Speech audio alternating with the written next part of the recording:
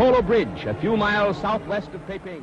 On July 7th, 1937, fighting broke out on this bridge between Chinese and Japanese troops. Within days, Japan launched a full-scale invasion of China. It was the beginning of World War II in Asia.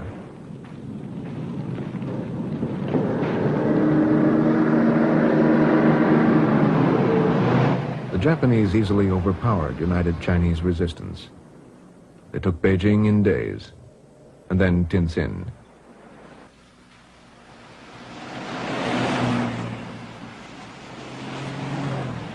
The Japanese swept inland.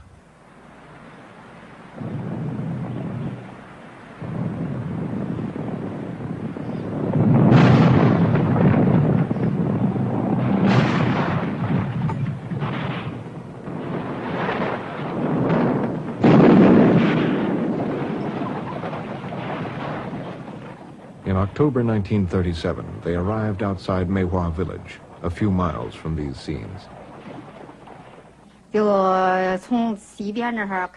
Japanese devils entered our village from the west side. They started killing and burning their way through the village. They were just brutal.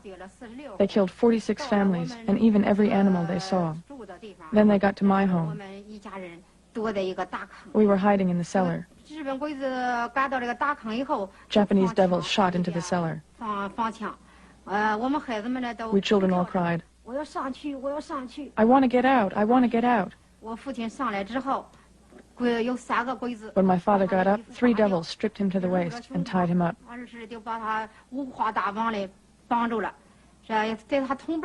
He was tied up with more than 10 other men.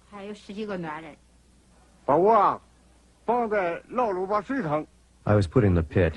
It was full of people. They'd been there a long time. The Japanese kept bringing more and more people. I was there for hours. Later, about another 200 people were pushed in. The pit was full. Bullets were whistling. A bullet hit my hand. Felt numb and hot. It didn't hurt. I didn't move. It got dark. I ran away.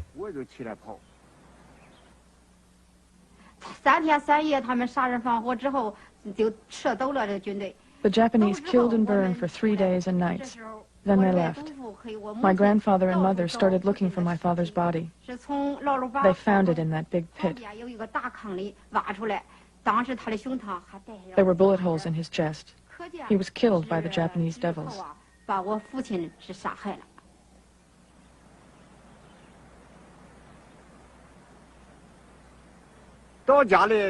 When I got home, I pushed the door open. It was quiet. No one was there. I wondered what had happened to them. I looked everywhere and I couldn't find them. I went outside. I saw that there was fresh earth in the courtyard. I thought someone must be buried in it. And I went over to the well. The winch had been torn out. People were in there, too. I asked a couple of people to help me. I found my grandmother, mother, and 2 sons buried in the earth. I pulled my wife and 3-year-old out of the well.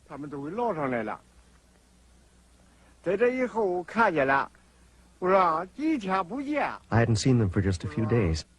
And now none of them could ever talk to me again. It was too horrible. I buried them. That's all. Throughout North China, the party established a solid base of support. And the resistance they organized was effective. Liang Liang-hung describes how he and a friend ambushed a Japanese regiment which came to their village. These 2 areas had more than 10 landmines. When the enemy came, we triggered the mines. They got blown up on both sides. We wouldn't let the bastards get away. The enemy came towards us, and the 2 of us were really happy. The guy with me was called Feng He. I said, What about it, Feng He? You get the officer. I'll get the guy over there. Feng He aimed at the Japanese officer. Bang! He got him right in the head. He keeled over. I pulled my trigger. Bang! Got another one. The enemy sent a regiment with 100 carts. They came to take our wheat, but we didn't lose any. Their carts didn't go back empty, though. They carried the bodies of 60 dead devils. The United States must remove any doubt regarding our readiness to fight, if necessary, to preserve the vital stake of the free world in a free Formosa. The nationalists hoped one day to retake the mainland. Their troops trained on islands which lay just off China's coast.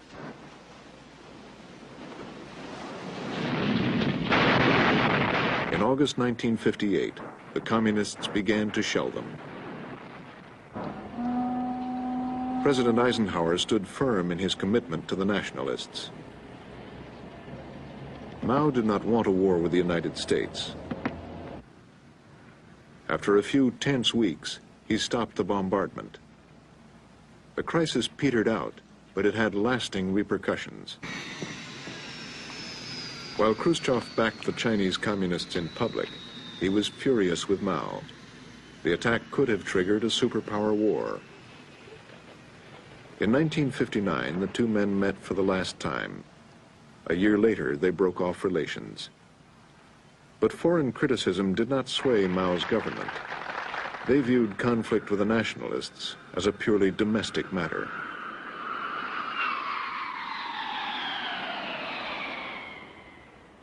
The same was true, they asserted, of their actions in Tibet. For centuries, this remote and religious land had been regarded by the Chinese as part of China.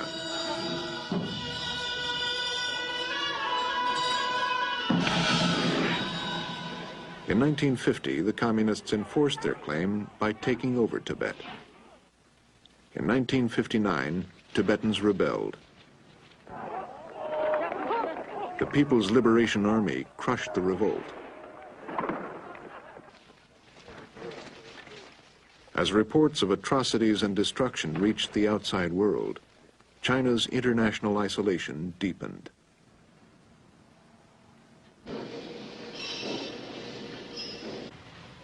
Mao's first concern was still China's economy.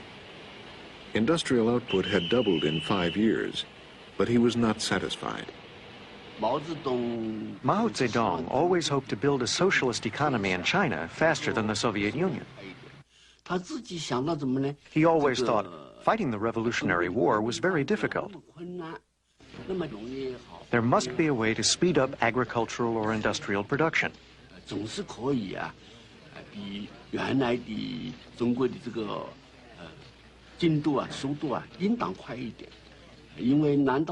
Could it be more difficult than fighting a war?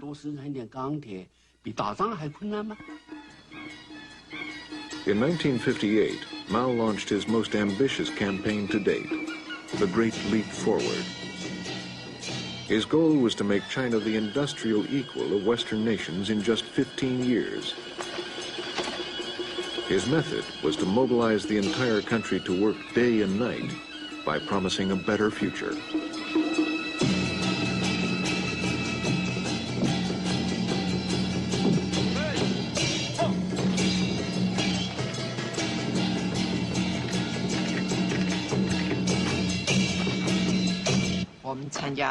We built reservoirs, planted cotton, cultivated trees, and things like that.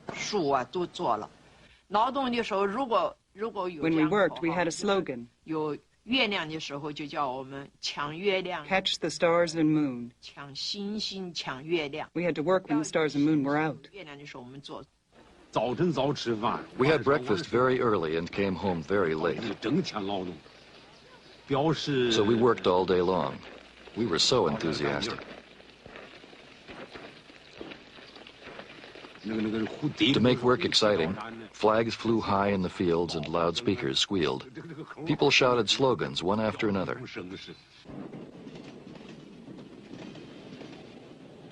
Mao decided to visit some villages to see what was going on. I went with him. Once we came to a village and saw a banner with these words on it. People's communes are good. He read the words. People's communes are good. A reporter happened to be next to Mao and took down his words. The next day, the words appeared in the newspapers. That's how people's communes started.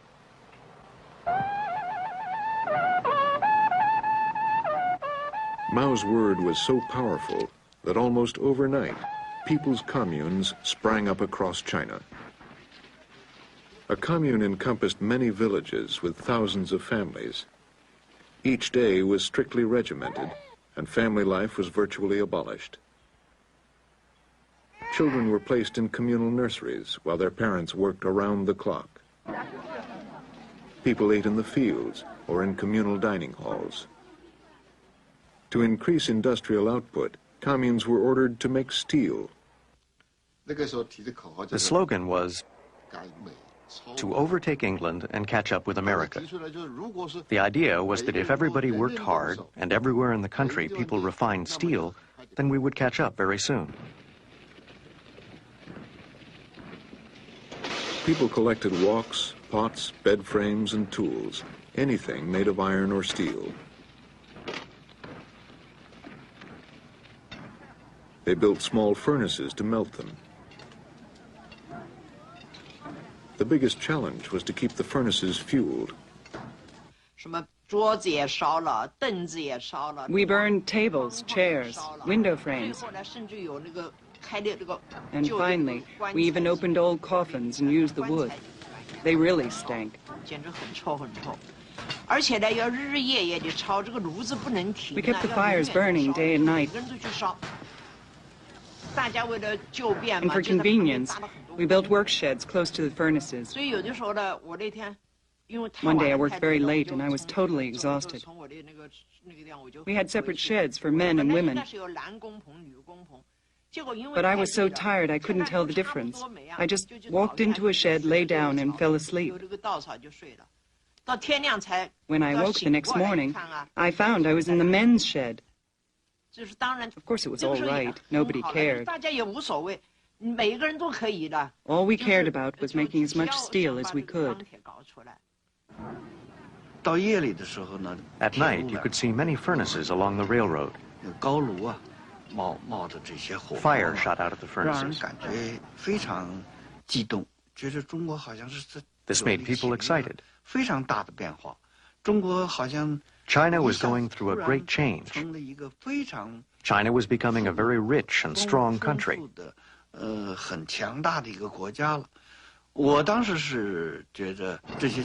All this seemed to have happened overnight. Mao was very pleased. But the steel people made was useless. We used it to make pots of all sizes. But when people heated them, they cracked and leaked.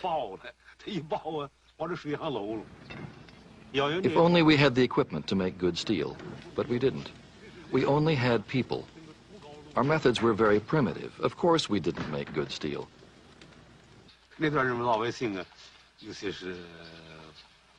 People were unhappy, but nobody dared say anything. The result was that everything made of iron and steel was taken from every family and was made useless. We had no tools left to use. While the government called on everyone to make steel, they also wanted to increase farm output. How could we increase the grain harvest? People said that if you did close planting and used more fertilizer, you would definitely increase output. People got carried away. They were hot-headed. From Mao Zedong and the Central Party Committee down to leaders at all levels, everyone was full of enthusiasm. During the Great Leap Forward, we believed miracles could happen. There was a saying, the corn will grow higher the more you desire. Communes and schools reported their wonderful news to the party. If one commune said they could turn out 150 tons an acre, another one would say their target was 180 tons. Each commune or school would promise a higher amount until the last school gave their highest figure. Our school set the target of 470 tons an acre. We dug a hole, something like a swimming pool. We thought if we put all the fertilizer in it, we would achieve our target. Then we poured the seeds in, which built up into a layer about this thick. There was a photograph in the People's Daily that showed the wheat in a field supporting the weight of children. Some leaders of the Central Party Committee were so happy that they put this photo on their desks at work. Most people believed it. We were surprised to see that photo and wondered how it could be possible. But because we were city people, we couldn't be sure it was a fake. When I went with Mao to the villages, I really did see so much grain in the fields, so much rice.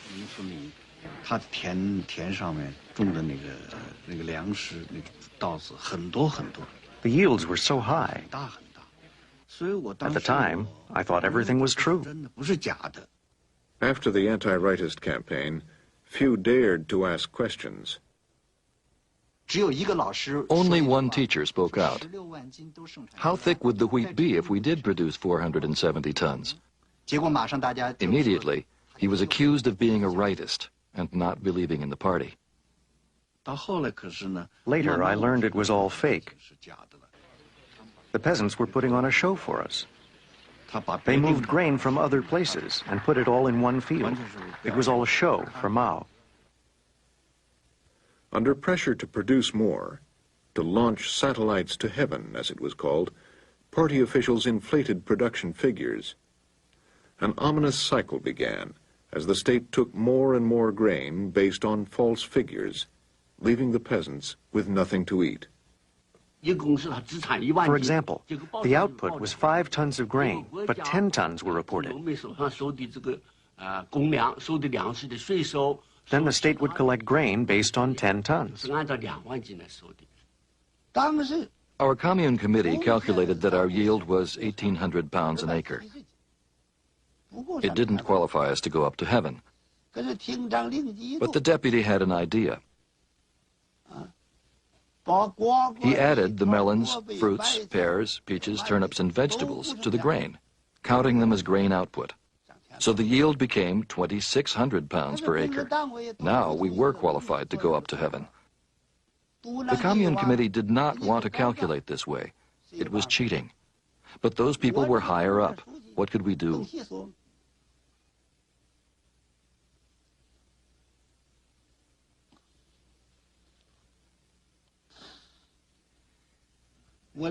I have this problem.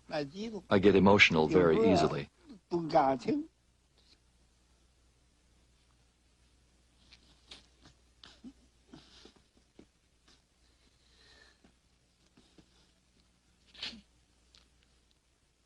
I wondered why, the higher the official, the more he dared to lie, to deceive the party and the people.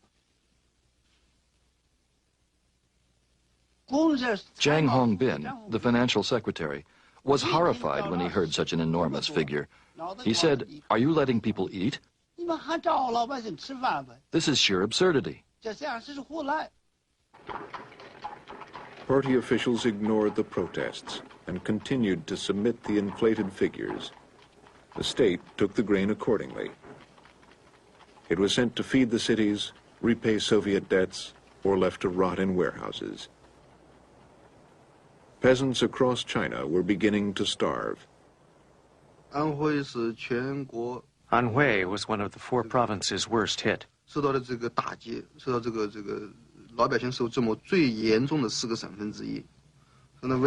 All my mother could do was gather weeds with my aunt. There wasn't enough grain, so we ate weeds. By the summer of 1959, the leaders knew the Great Leap Forward was going badly wrong. Mao decided to go back to Shaoshan, his hometown, to have a look. He wanted to find out the truth. He wanted people to speak freely. I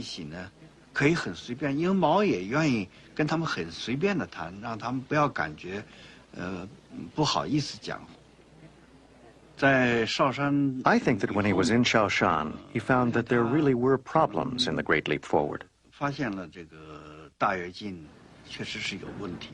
After his trip, Mao decided to moderate production targets. In July 1959, the party met at the mountain resort of Lushan to set new, realistic goals. Minister of Defense Peng Dehuai, the hero of the Korean War, was one of Mao's oldest revolutionary comrades. For my generation of officials, Peng Dehuai was a very down-to-earth peasant and an excellent combat general. He hated fraud and hypocrisy. He said what was on his mind. Back in the early days, if he needed to talk to Mao and saw that Mao was still in bed, he would go and pull off his quilt, saying, "Get up, let's talk." He said, but now it's very difficult to have that kind of relationship. He is the chairman. It's so hard to see him, let alone discuss things with him. Peng wrote to Mao describing what he saw as the problems of the Great Leap Forward. What Peng intended as loyal criticism, Mao saw as political treachery. When Mao Zedong started the meeting, he said he had not slept all night. He couldn't sleep, even after he took his sleeping pills. He just got up and called this meeting. He was very serious. You could see that at times he was very angry. He said, "It's all right for you to oppose me. When I have no alternative, I'll just take the Liberation Army, go up to the mountains, and carry out guerrilla warfare." Finally, the resolution was that Peng Dehuai was against the Communist Party. When Mao left the room, I was following him. Peng was in front of us. Mao called him. "Marshal Peng, if there are any questions, we can talk." Peng swung his arm and said, "What's there to talk about? There's nothing more to say." Zhou Enlai and Liu Shaoqi agreed with Peng, but even they did not dare speak out. Nobody had the courage to oppose Mao Zedong. He was considered absolutely correct. He stood high and looked far. People thought they were not up to Mao's level. Even if someone wanted to make a comment, he would not dare say anything or reveal his own feelings. As a result, production goals were not cut. Officials continued to demand more grain than the peasants could give. The Great Leap Forward continued through 1960. Millions of peasants were starving. Old peasants said in a fury, "No, grain comes from the blood and sweat of peasants. It doesn't grow on the backs of intellectuals. Who do they think they're fooling? In wartime, we protected them and saved their lives. Now we provide them with food and clothing. They have full stomachs, and still they come to cheat us. Don't they have a conscience?" My aunt's family was a typical big family in the countryside, with several generations living together. There were 36 people altogether. During the 3 years of famine, one died after another. Eventually, only 3 people were left alive.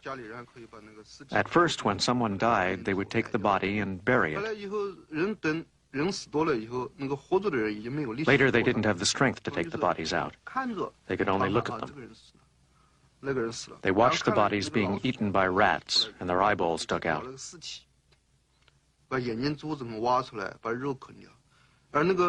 People didn't even have the strength to chase the rats away.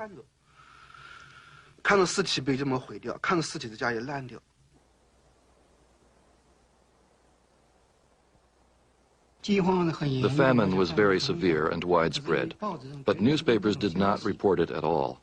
People only knew that their local area was suffering. To keep the news from spreading, peasants were not allowed to leave their areas, even to beg. At first, peasants ate everything they had at home. Then they ate Genyan earth. It's a kind of white clay. There's a legend in the village, passed down from generation to generation. It says that this clay was provided by Old Mother Genyan, who sympathized with the poor people. People would eat it during the famine because it was very fine. But still, it was hard to swallow. At first, the peasants could swallow a little. But after 4 or 5 days, it destroyed their intestines, and they died. After eating all the grass roots and tree bark, they ate the earth.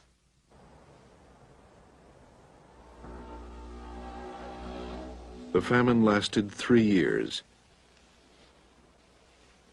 An estimated 30 million people died. Mao's revolution, fought to give the Chinese people a better life, had helped create the largest famine in history. In 1961, Peng Dehuai, a lone voice, wrote, "Grain scattered across the ground. Potato leaves withered. Strong young people have gone to make steel.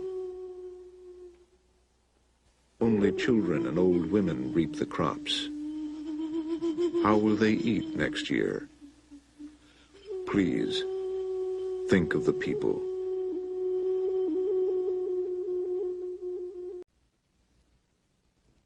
In my class, there was a student whose grandfather had owned a big fabric store, so he was a capitalist. I heard that everyone was to go to their house to criticize him. I got there late, and by the time I arrived, the capitalist had been beaten to death. I remember that his head was all swollen and dark and bruised. I didn't look for long, and then we all left. But later I learned that this capitalist was killed after my classmates got there. Other students and probably Red Guards from the neighborhood also got involved.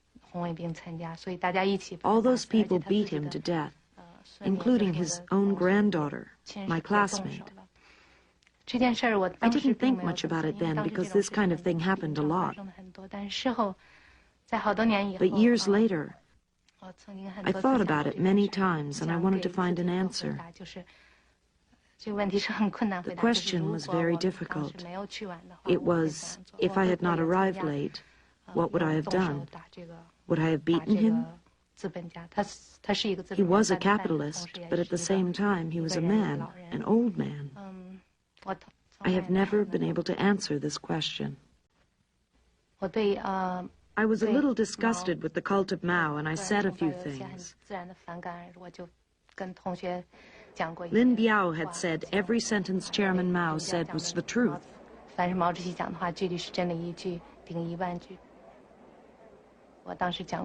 I said nobody can say everything that is the truth. So I was labeled a reactionary student. At school, they held several criticism meetings against me. What was most unbearable, and even today still makes me uncomfortable, was that none of my friends would speak to me. I became totally isolated.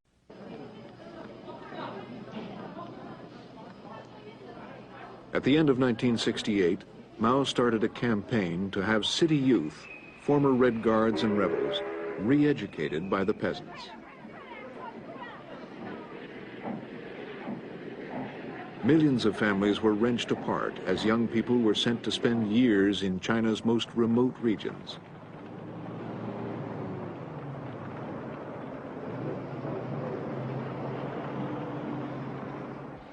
But for some, it was a chance to start anew.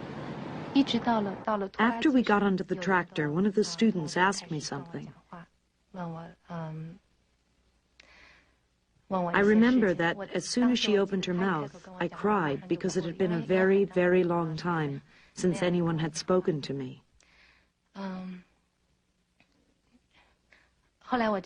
Later, I told them I was not like them. I was someone who was wrong, who was guilty. But they were especially nice to me. We stayed together for 5 years. Even now, they are my best friends. By 1974, Mao appeared in public only to receive foreign dignitaries. When his eyesight deteriorated, he requested someone to read Chinese literature to him. I was hurried into the room where I saw Chairman Mao Zedong. He was sitting on a sofa. I was shocked. I had expected him to be in glowing health, our red sun. But the Chairman Mao I saw was pale and haggard. And he had become very thin. I thought, I have so many things to tell you. I've dreamed about you and hoped to pour out all my suffering to you. How could you be like this? So I cried.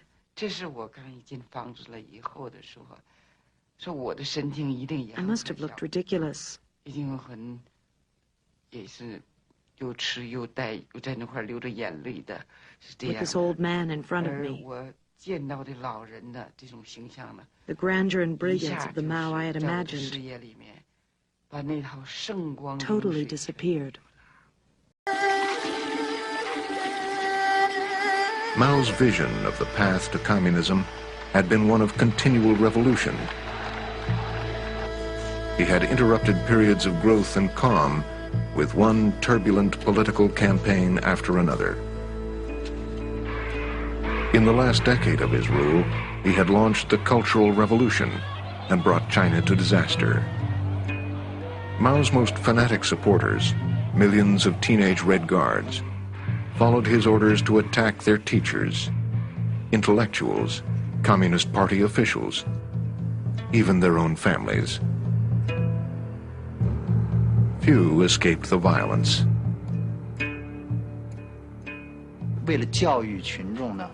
To educate the masses, people who were going to be executed were put on public display and tortured.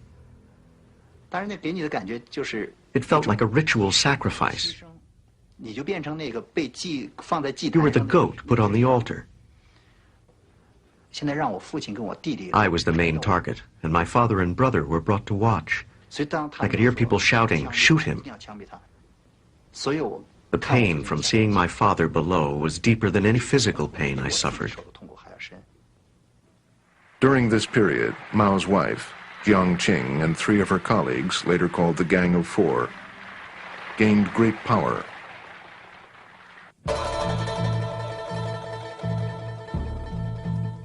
They pushed the Cultural Revolution to its most brutal extremes.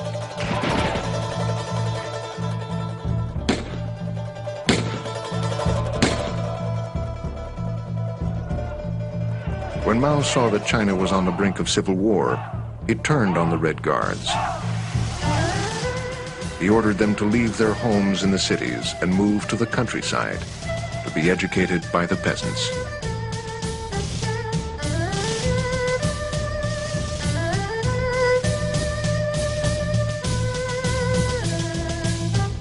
These young people became known as sent-down youth. Many people were shocked after they got to northern Anhui and saw what it was like. There was nothing there except a few grass huts. The people ate sorghum that was hard as iron. It was awful. We really didn't want to be assigned there for the rest of our lives.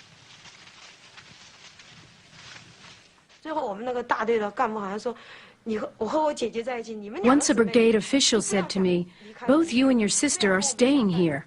Stop dreaming about leaving the countryside." I couldn't sleep the whole night after hearing him. I cried and cried as if I had gone mad. Millions of young people lost years of education and family life laboring in the countryside.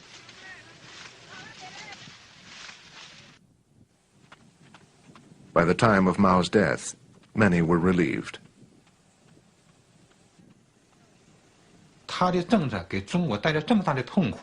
His policies had brought so much suffering and catastrophe to China. So I thought that Mao's time was finally over, and it was high time. The unknown Hua Guofeng was Mao's official successor, but his position was far from secure. Mao's widow, Jiang Qing, together with her allies, posed the most immediate threat to his power. Less than a month after Mao's death, in a move that thrilled the country, Hua Guofeng arrested the Gang of Four.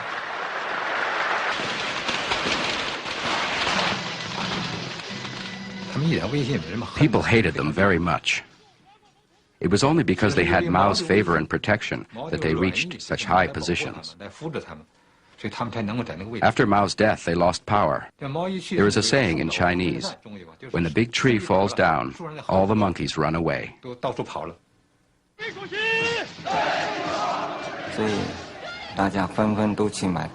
People went to buy crabs.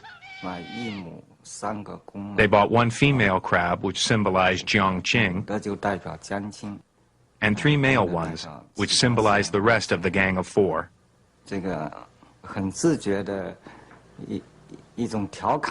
Everyone was joking around like that. Every family went to the store and bought 4 crabs, which they tied up and held on a string.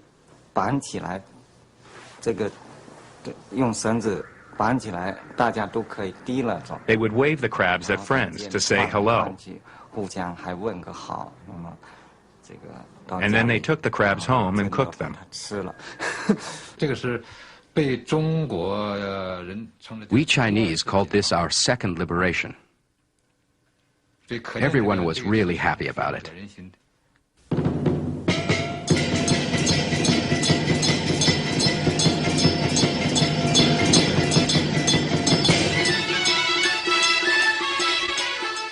With his immediate rivals disposed of, Hua Guofeng worked to strengthen his position.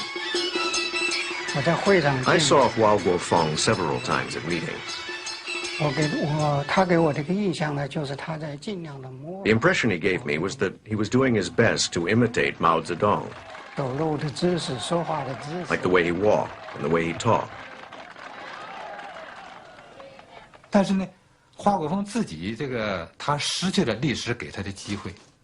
Hua had an historic opportunity,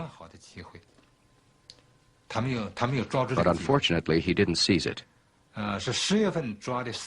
Soon after he arrested the Gang of Four in October, I was informed of his instructions that every word by Mao must be followed. Deng appeared in public for the first time since Mao's death in July 1977 at a soccer match in Beijing. The venue was symbolic. In this stadium, the Gang of Four had led thousands in rallies against him during the Cultural Revolution. Deng moved skillfully to consolidate his power. His first step was to mobilize the party to exonerate the millions of people like himself who had been attacked during the Cultural Revolution. Ge Yang had spent 22 years in exile and labor camps.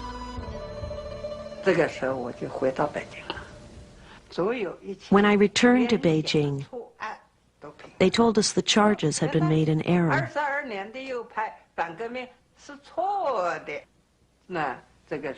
My God, for those 22 years I was a rightist and a counter-revolutionary, and it was all a mistake. Those 22 years were really hard. but I started a new life. When activist Wei Jing-chung warned that Deng was becoming a dictator, Deng ordered Wei arrested.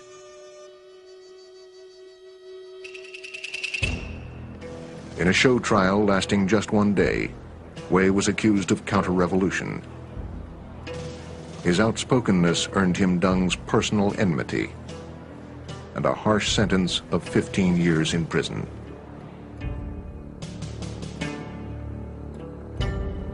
Liu Qing was arrested for handing out copies of the transcript of Wei's trial.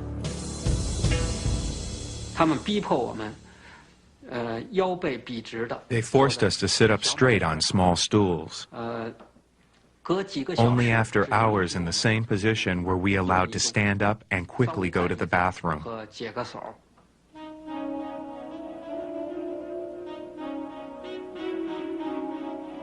For more than 4 years, I was a vegetable. Except for breathing, they restricted me from moving any part of my body.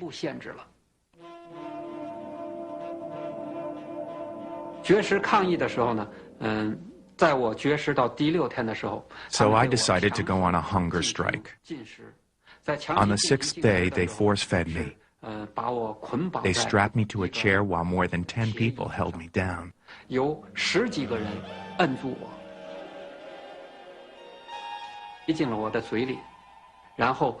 They squeezed my throat, so I had to open my mouth to breathe.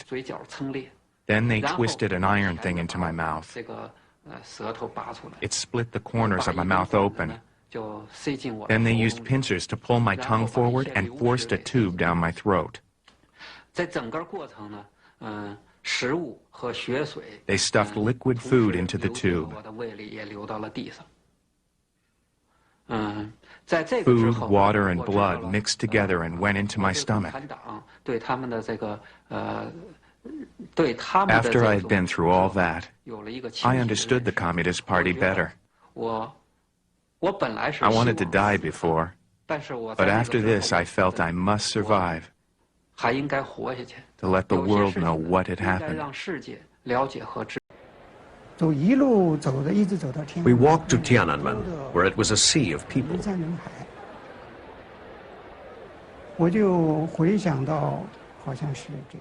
I remembered how I had joined the demonstrations in the late 1940s, but that was under the rule of the nationalists.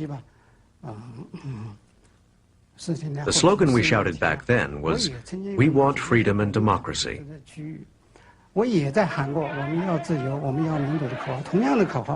I thought, my goodness, after so many years, we've gone full circle, and now we're back, shouting the same slogan.